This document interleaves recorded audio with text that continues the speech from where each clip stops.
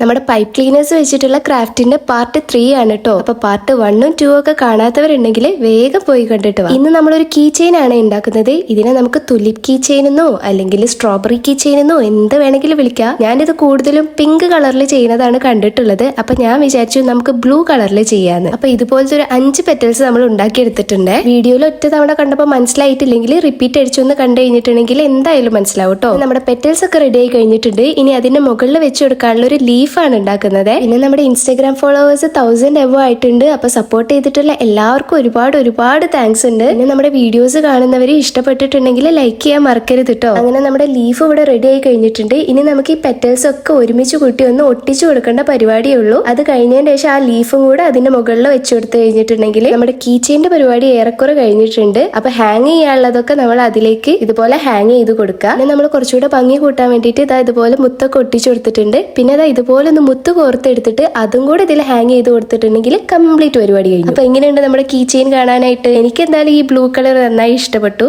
അപ്പൊ നിങ്ങൾക്ക് ഇഷ്ടപ്പെട്ടിട്ടുണ്ടെങ്കിൽ ലൈക്ക് ചെയ്യാനും കമന്റ് ചെയ്യാനും സബ്സ്ക്രൈബ് ചെയ്യാനും മറക്കണ്ട കേട്ടോ. അപ്പൊ ശരി, ടാറ്റാ ബൈ.